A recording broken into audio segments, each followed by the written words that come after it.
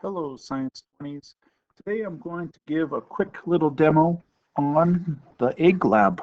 And this is at the bottom of your work booklets for physics. And so we're just going to be talking about collisions and how does this apply to real life kind of physics. And how do we design and make new technologies to help keep us safe, whether it's a car, whether it's a helmet, whatever we're trying to do to protect us. So if you have a chance, please actually try to do this. It's a fun little lab where you try to build and design something to prevent an egg from cracking from a drop. I have a few pictures if you wanted to do a parachute style one, if you wanted to do one with straws and it has impact sensors or locations on it. Definitely do some web research, but then try to make your own. And if you want to, include some pictures with it or some drawing designs and just have fun with it. So it's a fun kind of lab if you want to dive into it. What I'm also going to do though is if you just wanted to get through the work and do some of the practice calculations, you can do that with some of the tips that I'm going to give you later.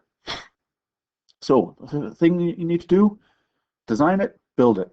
And then you need to figure out at what height did your egg break at. So maybe if you want to test at 2 meters, 3 meters, if we were doing this at school, we would have tested off of the foyer, which is about 5 meters. So depending what you can access or how high you can actually go, try to measure it out and see what you can actually do. Big reminder, work in meters, seconds, grams, or we're going to move to kilograms and working in these base metric units, okay? And so play around with it. Now, as we scroll down, you'll see I've given you some details like, here, let's use this constant of impact time, 0.040 seconds. So from the moment it touches to the time it kind of comes to a complete stop, it gets compressed and crashes that fast. And the egg usually weighs about 85 grams, so we can include that in our total weight. Sometimes people made structures where they weigh like 100 grams because they use very lightweight material like the straws, but they were able to absorb a lot of crash impact. Some people made it all the way up to 500 grams, and it was a lot of padding and everything else, and it would survive as well. So it depends how you made it, but we're going to use some of these numbers. Now, down here with the actual calculations, whether you make it or don't make it, everyone should be able to calculate out if they're just using some given measurements.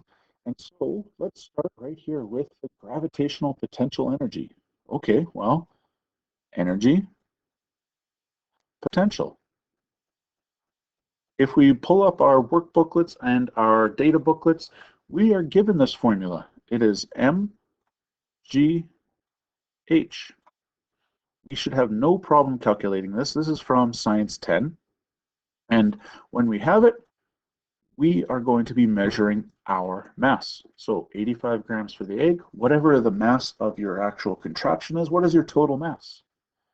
G is our given of 9.81 meters per second squared.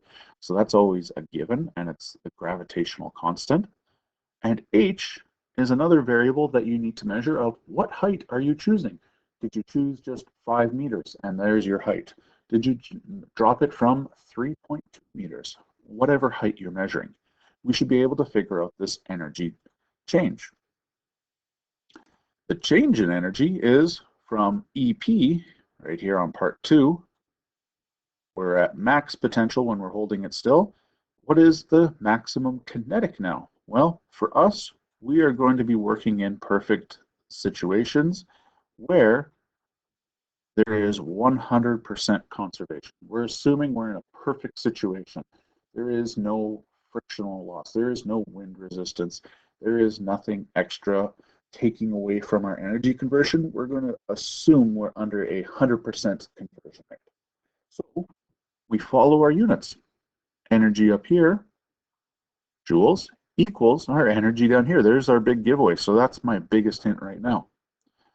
Once we figure this out though, our EK, I'm not going to give too many details, but if we're asked to figure out the velocity, we can use this formula now and made our connection of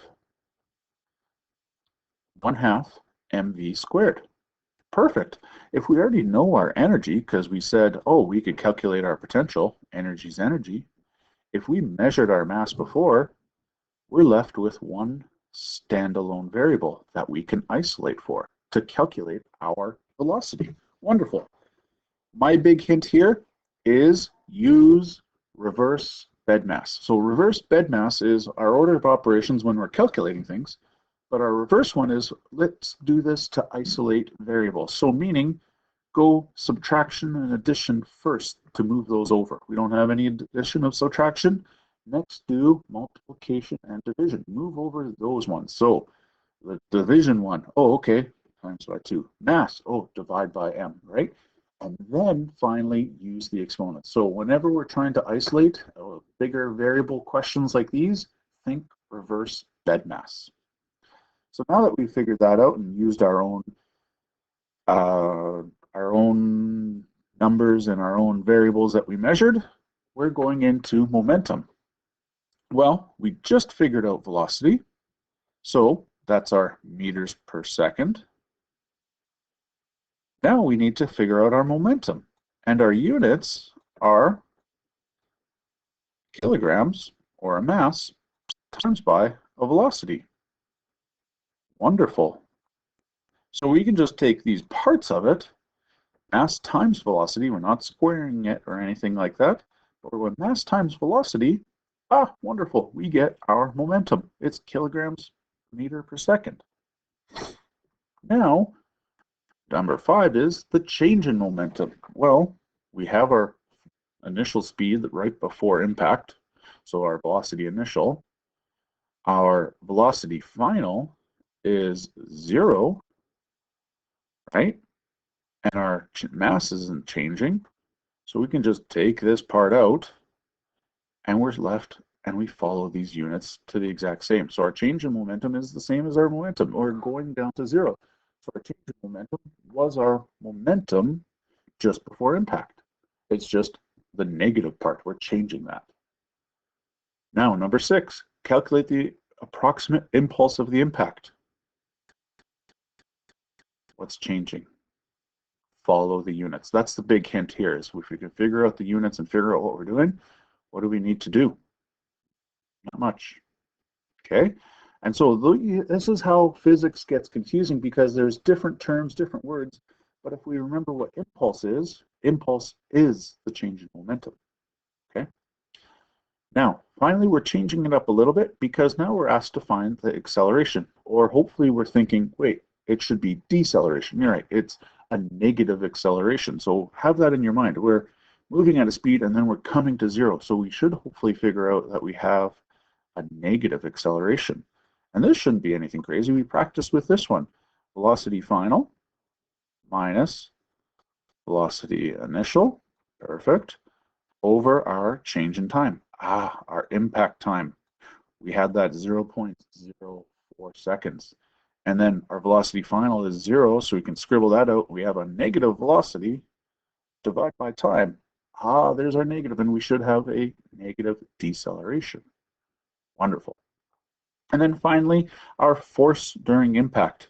We have multiple formulas to calculate out force, whether it's mass times acceleration, or maybe we're trying to figure out our change in momentum over time. So we go P divide by T, we can do that. And we have our mass times velocity initial minus velocity initial divide by whatever way we want to get to force, we could figure out this force of impact. So please take time, remember a few things like follow the units and figure out what units we need and how do we solve it. And then also when we're rearranging formulas is reverse BEDMAS. If you have any other questions, please don't hesitate to ask. I'd love to see some pictures of designs you actually constructed and actually get some hands-on physics, because that's the best part about physics, is if we could do these hands-on experiments and then have this math to kind of support some of the details. But take your time, play around with it, have some fun, practice calculations, and get ready for the next quiz and to turn in your workbooks. Good luck and take care.